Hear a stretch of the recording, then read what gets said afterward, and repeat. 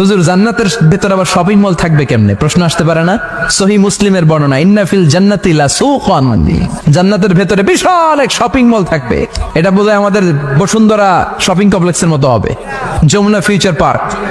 দুবাইতে যে একটা আছে বিশাল শপিং মল, মালয়েশিয়ার মিড ভ্যালি, এগুলোর মতো হবে মনে হয়।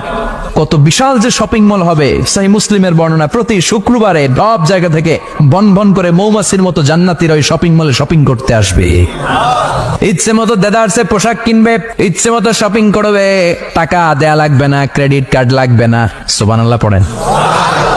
ইচ্ছে মতো শপিং করবেন।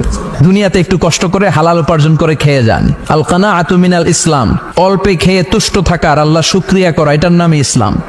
অল্প খাও, অল্প পড়ো, অল্প জমাও, অল্পের ভেতরে বরকত ঢুকাই দিছে কে? অনেকে দেখবেন অনেক খাই খাই নাই নাই করে, এটা যাদের স্বভাব তাদের কখনো বরকত হয় না। অল্প খাবেন, অল্প পড়বেন, আর হালালের সাথে সম্পর্ক করবেন। আল্লাহুম্মা কফিনি বিহালালিকা আন হারামিক ওয়া আগনিনি বিফাদলিকা আম্মান সিওয়াক।